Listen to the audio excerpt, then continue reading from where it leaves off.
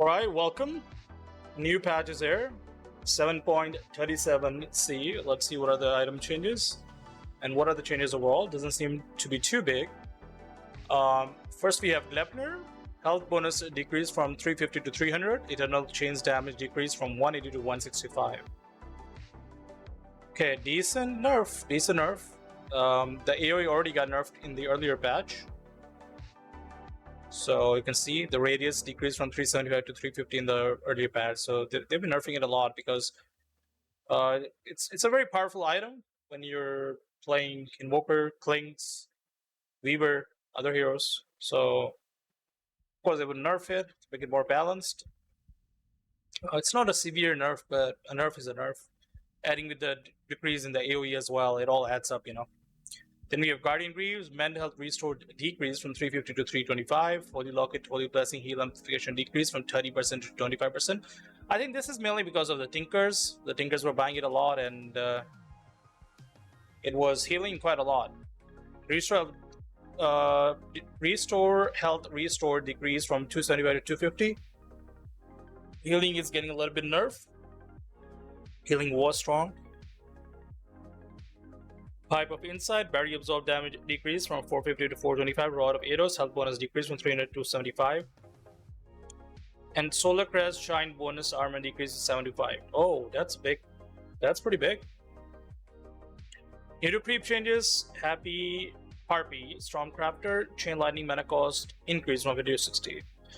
Hero changes, Ancient Liberation, Frostbite and duration increase from 10 seconds to 10 to 12 seconds now. That's pretty good. Anti-Mage, Mage Bane's Mirror, counter spell, reflected spell amplification increase from 20% to 30%. That's very good.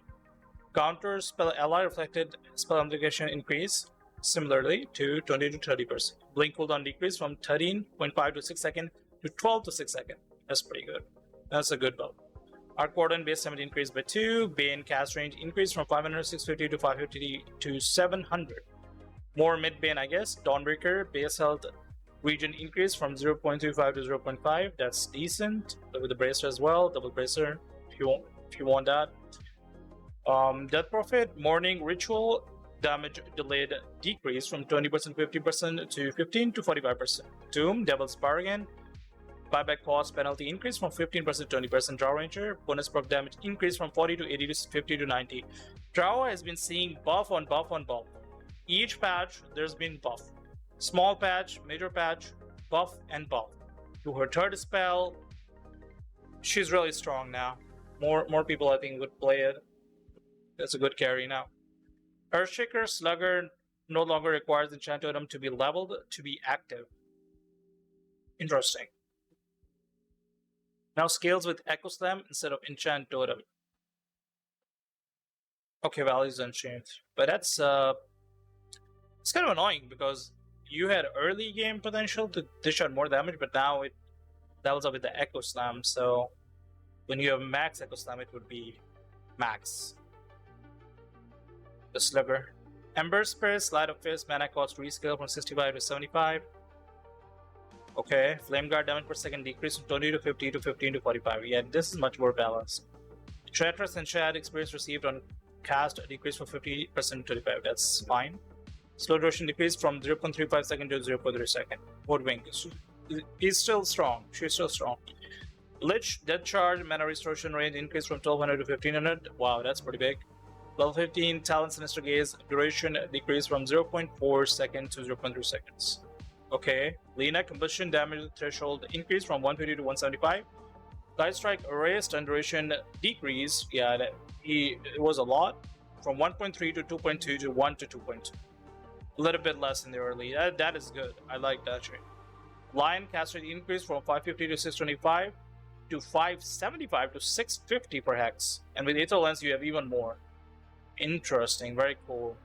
Level 15, Talent hex cooldown reduction increased from 2 seconds to 2.5 seconds. Very cool. Good buffs. Magnus damage increased from 75 to 300 for the Skewer.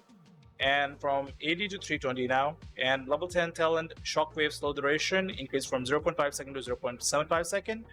Marcy Rebound ally movement speed duration decreased from 5 seconds to 4 seconds. Level 20 Talent Unleash movement speed decreased from 12% to 10%. Interesting. Naga Siren Deluge Deluge max movement speed increase from 225 to 240. Nature Prophet, Ironwood Treant base attack time increase from 1.4 to 1.6. Yeah, he was really strong.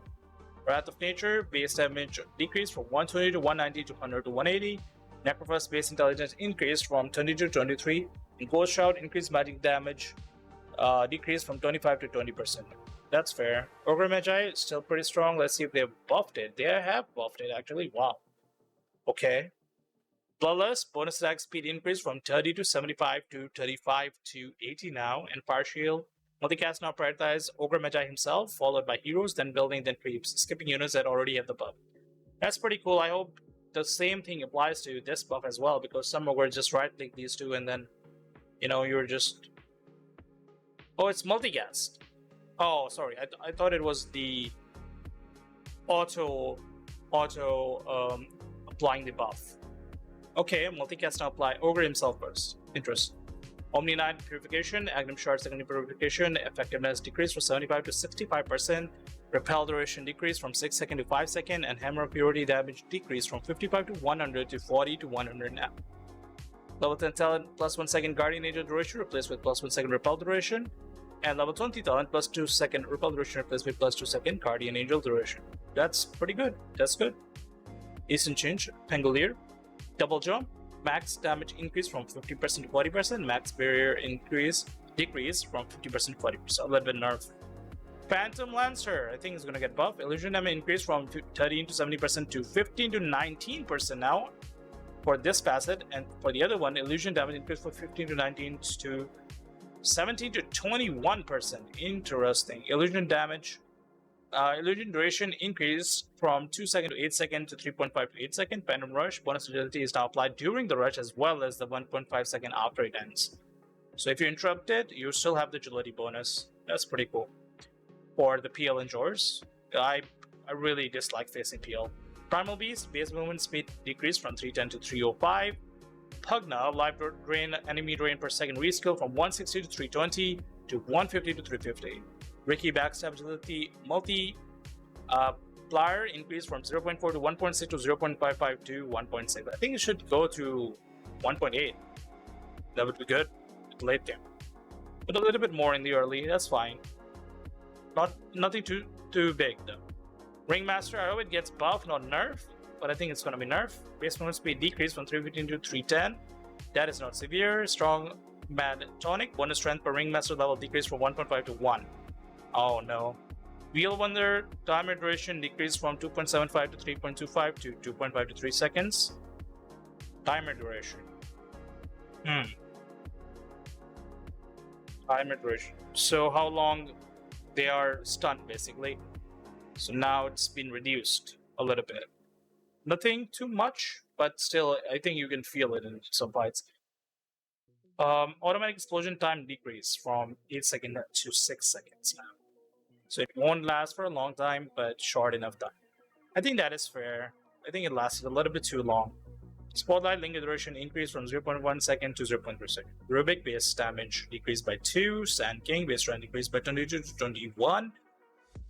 Caustic Finale base damage decreased from 20 to 80 to 15 to 75. Shadow Demon Promulgate Disseminate current health loss decreased from 20% to 14 to 20%. That's fair.